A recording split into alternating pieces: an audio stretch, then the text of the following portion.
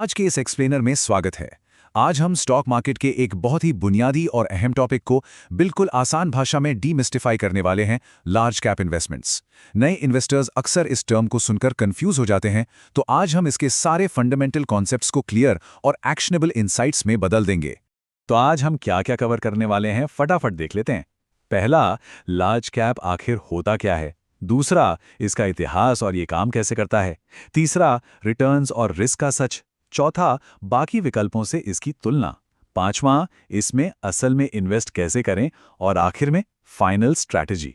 तो चलिए शुरुआत करते हैं पहले सेक्शन से, व्हाट इज लार्ज कैप। ये मार्केट की फाउंडेशन कैसे है। मार्केट की दुनिया में कदम रखते ही सबसे पहला और सबसे कॉमन सवाल यही सामने आता है, भाई आखिर ये लार्ज कैप होता क्या है। फाइनेंशियल न्यूज़ में ये नाम लगातार सुनने को मिलता है, लेकिन इसका सच में मतलब क्या है और ये इतना ज़रूरी क्यों है। इसे समझने के लिए एक सिंपल सा कॉन्सेप्ट पकड़ते हैं, जिसे मार्केट कैपिटलाइजेशन कहते हैं। असल में ये किसी भी कंपनी की टोटल वैल्यू होती है। इसे निकालना बड़ा आसान है। किसी कंपनी के एक शेयर की करंट प्राइस को उसके टोटल आउटस्टैंडिंग शेयर से मल्टीप्लाई कर दीजिए। रेगुलेटर्स और मार्केट एक्सपर्ट्स इसी फॉर्मूले का इस्तेमाल करके किसी कंपनी का आकार या उसका शेयर साइज नापते हैं। अब यहां आती है सबसे दिलचस्प बात। लार्ज कैप का सीधा सा मतलब है इंडिया की टॉप 100 कंपनीज मार्केट कैपिटलाइजेशन के हिसाब से। अगर किसी कंपनी की वैल्यू 20,000 करोड़ रुपए से ज्यादा है और वो टॉप 100 में जगह बनाती है, तो वो लार्ज कैप है, जैसे रिलायंस, टीसीएस या एचडीएफसी बैंक। इन टॉप 100 कंपनीज को हमारी इकोनॉमी की रीढ़ की हड्डी या बैकबोन कहा जाता है, क्योंकि इनके बिना पूरी इकोनॉमी का पहिया आगे बढ़ ही नहीं सकता। अब बढ़ते हैं दूसरे सेक्शन की तरफ, history, returns and risks. Market की असली रियलिटी क्या है, ये जानना बहुत जरूरी है। ये बड़े बड़े इंडस्ट्रियल जाइंट्स को ट्रैक करने का कॉन्सेप्ट बिल्कुल भी नया नहीं है। शुरुआत अमेरिका के डाउ जोन्स से हुई थी। फिर 1992 में इंडिया में सेबी की स्थापना हुई।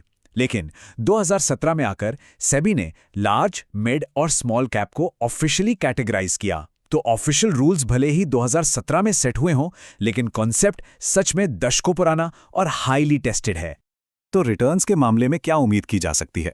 हिस्टोरिकल डेटा हमें साफ बताता है कि इन टॉप कंपनीज ने लंबे समय में लगातार 10 से 13% का एवरेज एनुअल रिटर्न डिलीवर किया है। जब इस परसेंटेज को दशकों तक कंपाउंड होते हुए देखा जाए, तो ये वेल्थ क्रिएशन का एक बहुत ही सॉलिड फाउंडेशन बनता है।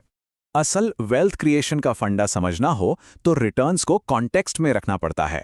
सोचिए, अगर फिक्स डिपॉजिट 6.5% रिटर्न दे रहा है और महंगाई यानी इन्फ्लेशन 6% की दर से बढ़ रही है, तो रियल वेल्थ तो बनी ही नहीं।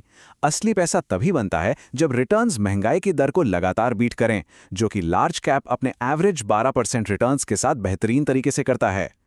लेकिन एक कड़वी सच्चाई भी है, इक्विटी मार्केट कभी भी 100% रिस्क फ्री नहीं होता। याद करें 2020 का मार्केट क्रैश, जब निफ्टी 50, जो इन्हीं टॉप कंपनीज को दर्शाता है, 38% तक ड्रॉप हो गया था। शॉर्ट टर्म वॉलेटिलिटी और मार्केट का ये उतार चढ़ाव एक ऐसी एब्सोल्यूट रियलिटी है जिसे इक्विटी में कदम रखने वाले हर इंसान को पूरी तरह से अपनाना पड़ेगा। पर कहानी वहां खत्म नहीं हुई। ये फैक्ट बड़ा ही शानदार है कि मार्केट 2020 में 38% गिरा जरूर, लेकिन इन टॉप 100 कंपनीज ने सिर्फ 6 महीने के अंदर पूरी तरह रिकवर करके नए हाईज बना दिए। ये एम्पिरिकल डेटा इस बात का पुख्ता सबूत है कि किसी आर्थिक संकट या इकोनॉमिक डाउनटर्न के दौरान भी इन मैसिव इंस्टीट्यूशंस में गजब की रेजिलियंस और स्टेबिलिटी होती है। इसीलिए इस इन्वेस्टमेंट अप्रोच को एक रॉकेट शिप बनने की बजाय एक रिलायबल ट्रेन की तरह देखना चाहिए। स्मॉल कैप भले ही रातों रात अमीर बनाने वाला एक फास्ट वॉलेटाइल रॉकेट लग सकता है, लेकिन लार्ज कैप वो स्टेडी और मजबूत ट्रेन है जो बिना पटरी से उतरे 5 से 15 साल के सफर में सेफली अपनी मंजिल तक पहुंचा देती है। चलिए अब तीसरे सेक्शन को देखते हैं, कंपेयरिंग इन्वेस्टमेंट ऑप्शंस। एक बिग पिक्चर व्यू लेते हैं। अगर मार्केट में मौजूद अलग अलग एसेट्स को एक साथ रखा जाए तो तस्वीर बिल्कुल क्लियर हो जाती है। एफडी में रिस्क नियर जीरो है, पर रिटर्न्स महंगाई के लगभग बराबर हैं। स्मॉल कैप में रिटर्न्स बहुत हाई हैं, पर स्टेबिलिटी एकदम लो है। इन सब के बीच लार्ज कैप एक लो से मीडियम रिस्क, 10 से 13% रिटर्न और हाई स्टेबिलिटी के साथ एक perfect balanced middle ground offer करता है, खास करके कॉशियस सेवर्स के लिए। अब आते हैं चौथे सेक्शन पर, how to actually invest. Theory तो समझ ली, अब देखते हैं इसका टैक्टिकल एग्जीक्यूशन। मार्केट में एंट्री लेने के दो मेन रास्ते हैं, एक है डायरेक्ट स्टॉक्स, जिसके लिए बहुत डीप रिसर्च, टाइम और एक्टिव मैनेजमेंट की जरूरत होती है। दूसरा रास्ता है म्यूचुअल फंड्स का, जहां एक एक्सपर्ट फंड मैनेजर पूरा काम करता है और इंस्टेंट डाइवर्सिफिकेशन मिल जाता है। नई शुरुआत करने वालों के लिए हमेशा यही स्ट्रांगली रेकमेंड किया जाता है कि वो इंडिविजुअल विनिंग स्टॉक्स चुनने की बजाय इन एक्सपर्ट मैनेज्ड फंड्स पर भरोसा करें। इसका अंडरलाइंग मैकेनिज्म वैसे बड़ा ही मजेदार और ऑटोमेटेड है। हर साल जनवरी और जुलाई में सेबी इन टॉप 100 की लिस्ट को रिव्यू करता है। फिर म्यूचुअल फंड मैनेजर्स ऑटोमेटिकली अपने पोर्टफोलियोज को अपडेट कर लेते हैं।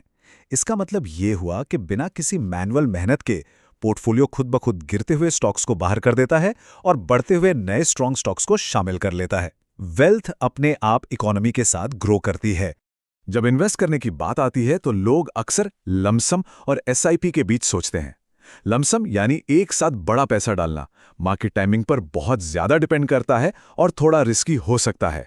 वहीं दूसरी तरफ खासकर सैलरीड प्रोफेशनल्स के लिए हर महीने एक फिक्स्ड अमाउंट को एसआईपी यानी सिस्टमैटिक इन्वेस्टमेंट प्लान के जरिए ऑटोमेट करना सबसे बेहतर है। ये अप्रोच मार्केट को टाइम करने के इमोशनल स्ट्रेस को पूरी तरह खत्म कर देती है। एक और बात जो बड़ा कॉन्फिडेंस देती है वो ये है कि इन टॉप 100 कंपनीज में पैसा लगा किसका है। असल में FIIs यानी फॉरेन इंस्टीट्यूशनल इन्वेस्टर्स और DIIs जैसे LIC या SBI इनमें हेविली इन्वेस्ट करके रखते हैं। जब पता हो कि दुनिया के और देश के सबसे बड़े, सबसे समझदार इंस्टीट्यूशंस इन कंपनीज को बैक कर रहे हैं, तो आम इन्वेस्टर के लिए वहाँ एक बहुत बड़ा ट्रस्ट और सेफ्टी का लेयर अपने आप जुड़ जाता है। अब हम पहुंच गए हैं आखिरी सेक्शन पर, द फाइनल स्ट्रैटेजी। ये समझना जरूरी है कि ये अप्रोच किसके लिए सबसे सही है।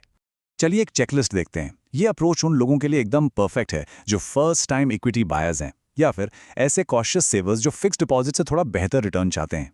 वो लोग जो 10 साल या उससे ज़्यादा का लॉन्ग टर्म प्लान बना रहे हैं, और सैलरीड प्रोफेशनल्स जो एसआईपी के जरिए डिसिप्लिन तरीके से इन्वेस्ट करना चाहते हैं, उनके लिए इकोनॉमी के इस फाउंडेशन में इन्वेस्ट करना सबसे बेस्ट स्ट्रैटेजी है।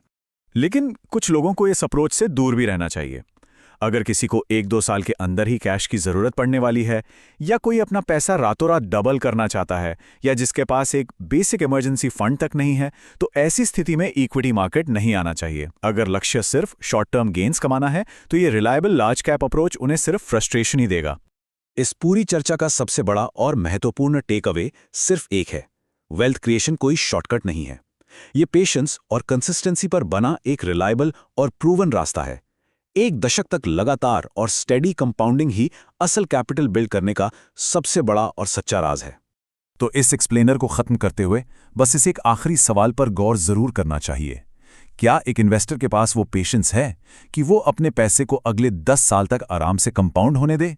ये सवाल अपने आप में बहुत पावरफुल है और आगे चलकर मिड और स्मॉल कैप जैसे थोड़े रिस्की और फास्टर पेस्ड ऑप्शंस को एक्सप्लोर करने के लिए एक बेहतरीन फाउंडेशन सेट करता है। आज के इस एक्सप्लेनर में बस इतना ही।